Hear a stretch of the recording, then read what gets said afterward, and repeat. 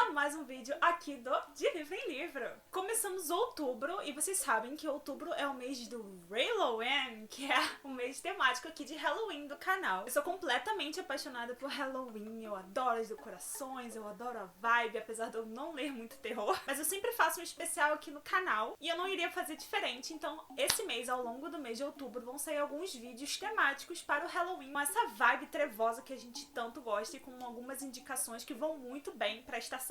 Pra estação em teórico, né? Porque aqui a nossa única estação é verão, verão, verão, verão, verão. Hoje eu vim trazer pra vocês um vídeo que eu tô há muito tempo querendo trazer aqui pro canal, que é o vídeo especial de vampiros. Então eu vou fazer algumas indicações pra vocês de livros com a temática de vampiros, que assim, os livros de vampiros estão super em alta pra mim. Eu voltei a ler recentemente e eu sou completamente apaixonada. Então assim, eu espero que vocês, como eu, curtam muito essas indicações. Então vamos lá pra minha primeira indicação, que é um livro que eu li esse ano. E assim, gente, eu vou falar a verdade, assim que eu comecei a ler, eu já fiquei completamente apaixonada. Fiquei completamente fisgada na história. E ele vai ser, de fato, um dos meus favoritos do ano. Tá numa competição bem acirrada, porque eu li livros muito bons esse ano.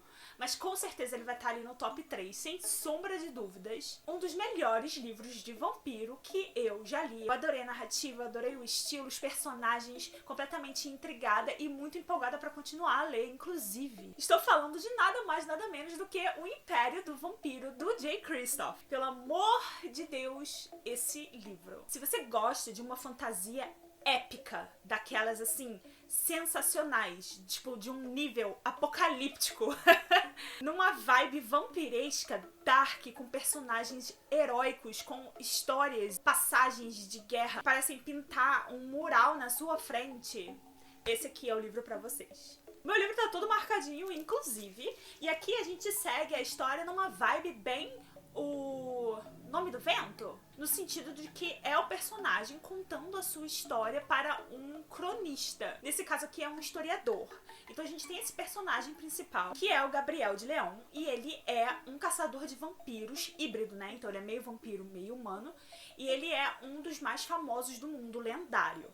Então a gente acompanha ele no momento que ele é capturado, né? Ele tá capturado pelos vampiros que, enfim, dominaram o mundo, e ele tá ali nessa cela, e um outro vampiro, que é um historiador, exige que ele conte a história dele desde o início pra rainha vampira aí que está reinando na Terra agora. Então ele começa ali meio que obrigado a contar a sua história. Então a gente vai acompanhando alguns tempos, né? O tempo do passado, quando ele começou a infância dele, o momento que ele vai entrando nessa irmandade aí de prata, que são os caçadores de vampiros, que são todos meio vampiro, meio humano, e a jornada dele, né, até se tornar quem ele de fato se tornou, esse grande herói. A questão é que fica evidente que eles estão querendo saber um pouco mais também sobre um objeto sagrado chamado Graal, que historicamente dizia que seria responsável por acabar com todos os vampiros e trazer o sol de volta para essa terra, porque o sol ficou encoberto e por isso que os vampiros conseguiram sair, né, dos seus esconderijos e dominar o mundo. Só que aparentemente o Gabriel de León teve contato com esse Graal e quebrou ele. De maneira que agora os humanos realmente não conseguem mais tomar de volta, né, o poder sobre a Terra, afastar os vampiros, e os vampiros não correm mais esse perigo por causa do Graal ter sido destruído. Então a gente acompanha um pouco dessa história também. E é muito incrível o fato de você acompanhar a jornada assim desde criança de um personagem. Eu gosto muito, sabe, do antes, do processo, do depois, e a gente tem um pouquinho de tudo aqui de uma maneira que não fique cansativo, porque assim, a gente vai trocando de tempo tantas em tantas páginas, então quando a parte da infância dele começa a ficar um pouquinho mais assim, lenta, muda. Aí quando a gente tá ficando um pouquinho mais assim, tá, tudo bem, com o que tá acontecendo com ele ali na prisão, muda. Tem um pouco de romance, tem muita aventura, tem umas passagens incríveis, umas quotes sensacionais. É muito legal ver a forma como o Jay Kristoff trabalhou tantas coisas aqui. Eu amei toda a mitologia, toda a história, toda a construção de universo, que a gente já sabe que o Jay Kristoff faz muito bem, né? Quem já leu Nevernight também, do autor, sabe quão incrível é.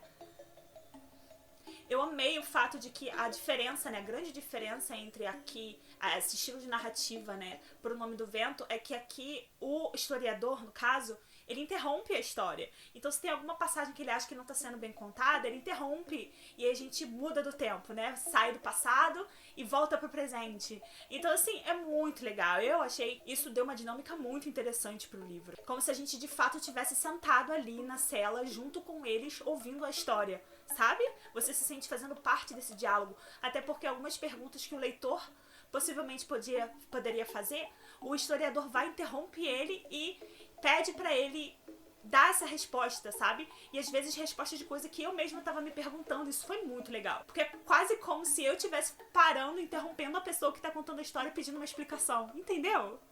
Então assim, eu me senti muito dentro do livro por causa disso. Ele é um livrão que eu não senti as páginas. Cara, ele tem o quê? 970 páginas. E eu não senti as 970 páginas. Quando chegou no final, eu queria que continuasse. Eu queria a continuação imediatamente na minha mesa. Isso é dizer muita coisa para um livro de 970 páginas, vocês não acham? Maravilhoso, incrível, amei, um dos meus favoritos do ano. Então, o próximo livro que eu vou indicar pra vocês, ele é um livro nacional. Eu já indiquei ele aqui diversas vezes no canal, tem um vídeo exclusivo pra ele. É de uma autora que eu gosto muito, ela tem sempre finais surpreendentes. E esse daqui foi um dos melhores que eu li dela. Eu tô falando de Paraíso do Sul, da Sassia Xavier. E é muito legal o fato da gente ter, né, um livro de vampiros nacional tão bacana assim. E aqui nesse livro a gente tem uma vibe também bem dark, sabe? Mas com uma pitada de humor também. A escrita da Sassia, como sempre, impecável, super envolvente. É muito difícil você não ficar envolvido na história logo nas primeiras páginas. A Sassia descreve muito bem, sabe? Ambienta muito bem a história. Então você se sente de fato ali, de fato dentro do livro. E a gente tem então essa menina chamada Laura. E ela mora com o pai dela, que tá tendo vários problemas na carreira dele, muitas dificuldades. É só ela e o pai dela. E ele recebe uma proposta de emprego nessa cidadezinha do interior chamado Paraíso do Sul, que assim, não tem absolutamente nada, é um fim de mundo. E aí ela é obrigada a pausar a vida dela ali, né? Ela ia pra faculdade, começar as coisas que ela tinha que fazer na vida dela, começar a tocar a vida dela, né? Mas ela é obrigada a pausar isso tudo e se mudar pra Paraíso do Sul com o pai, porque ela tem muito medo de deixar ele sozinho. Ela acha que, por causa de todas as dificuldades que ele tá passando, ele não vai conseguir, né? Então ela acaba se mudando com ele pra essa cidadezinha no meio do nada. E quando ela chega lá, ela conhece um pouco dessa cidade, da faculdade que ela vai fazer, ela vai pegar algumas aulas à noite, é a única faculdade que tem lá no interior. E ela começa a conhecer um pouco mais dessa cidade e vê que tem um vinhedo enorme lá no topo de uma colina e que todo mundo nessa cidade conhece a família que é responsável, que é dona desse vinhedo, que é super famoso, que são os Espositos. E eles são tipo uma lenda local, todo mundo sabe que eles são super misteriosos, naquela vibe bem crepúsculo que a gente adora. Só que tem uma pitada aí de diferença, porque assim, a Sassia é bem sanguinária. Se vocês não sabem, agora vocês estão sabendo. E aí ela começa a se envolver ali com os Espositos e descobrir um pouco dos mistérios dessa cidade. Inclusive, todo mundo nessa cidade é completamente viciado nesse vinho, que é o vinho dos Espositos. Todo mundo bebe o tempo inteiro. E aí tem toda uma questão por trás desse vinho também. Vários assassinatos começam a acontecer também nessa cidade. Ela acaba meio que envolvida nisso tudo. E ele é um livro único. Então, galera, olha aí a oportunidade, livros únicos. Ok, esse próximo livro que eu vou falar pra vocês é muito engraçada a história desse livro. Porque, na real, ele faz parte de uma série, né? E eu não sabia disso. Eu simplesmente peguei pra ler ele aleatoriamente. Na verdade, meu primo me indicou esse livro, dizendo que é muito bom, dizendo que esse autor é muito bom. E eu confiei nele e falei, bom, vou pegar e vou ler. Aleatoriamente, peguei o livro e comecei a ler. Sou eu, linda, bela e solta, lendo esse livro, um pouco confusa com algumas coisas e algumas menções de personagens que não tinham sido apresentados no livro e de acontecimentos que eu não acompanhei no livro. E aí eu fiquei, isso aqui tá meio estranho, porque não aconteceu nada disso, então por que ele tá mencionando como se a gente soubesse? Mas eu fui passando, lendo o livro cada vez melhor, cada vez mais incrível. Eu peguei no pique, terminei o livro, me se tornou um dos meus favoritos. E depois eu descobri que ele não era o primeiro, ele fazia parte de uma série. Eu peguei aleatoriamente um livro e li, por culpa do meu primo. Mas, assim, eu vou colocar ele aqui porque, assim, eu até hoje, na real, eu não li a série. E é uma coisa que eu quero muito fazer. Eu já coloquei os livros na minha wishlist e estou de olho. Porque eu queria ler a série toda, porque assim, esse livro é fantástico. E eu aposto que toda a série é fantástica. E toda vez que eu falo desse livro, tem alguém comentando, é maravilhoso. E é também um autor nacional. Olha aí, estou falando de Sétimo, do André Bianco. E ele se passa em São Paulo. Ai, meu Deus, a abóbora tá viva. Fica aí, Clotilde. Ele faz parte de uma série chamada Os Sete. Eu nem vou me aprofundar muito nele, porque, sim, com certeza qualquer coisa que eu falar vai ser spoiler, porque ele não é o primeiro da série, entendeu? Agora, o que dizer dessa série maravilhosa, que eu peguei despretensiosamente, e eu nunca pensei que eu fosse gostar tanto, completamente viciada, e só falta um livro pra eu terminar a série completa. Eu pensei cá comigo assim, nossa, essa série foi lançada lá atrás, todo mundo fala muito, mas faz muito tempo que foi lançada, era uma outra época, provavelmente vão ter várias coisas que vão ser problemáticas, que não eram na época, mas que agora a gente enxerga, né, e que vão me incomodar, ainda mais que é uma série jovem, e eu pensei que talvez não fosse ser pra mim, mas que talvez fosse ser algo levinho, sabe? E fui eu, boba, tolinha, e comecei a ler Academia de Vampiros, achando que ia ser só uma leitura leve, que eu ia ler 1, 2, talvez, e parar.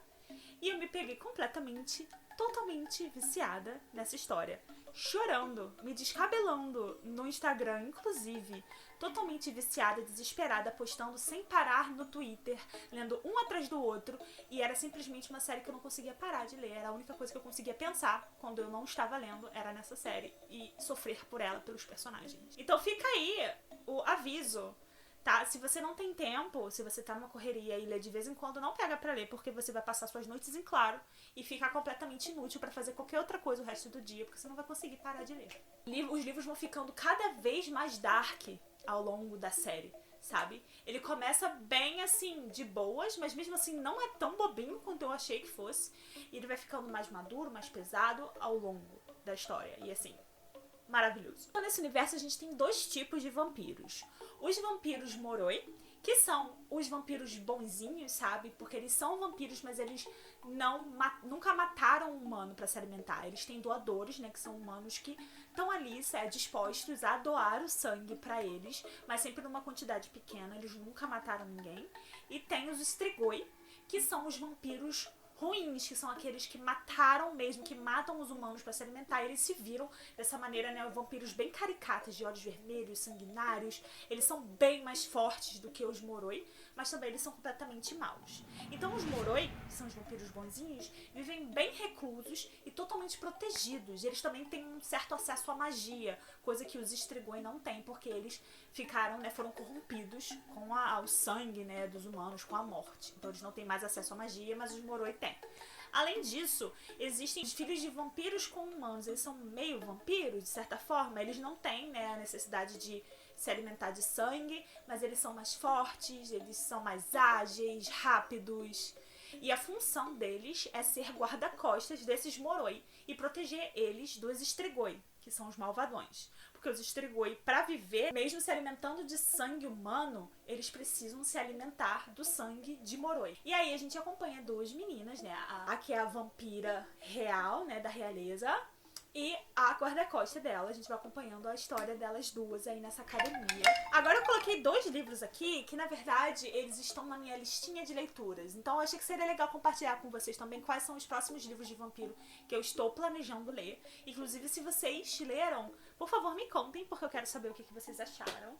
Então, um deles que está aqui na minha lista é Entrevista com o Vampiro, da Anne Rice, nessa edição muito perfeita da Roku, que eu amei. Muito obrigada, Roku. Esse livro foi escrito lá nos anos 60, né? Então, assim, um clássico. Eu sei que muita gente leu e eu fiquei pra trás. Inclusive, vai sair uma série e foi isso que me empolgou muito de pegar e finalmente ler esse livro. Então, assim, uma das minhas próximas leituras. Vocês já leram? O que vocês acharam?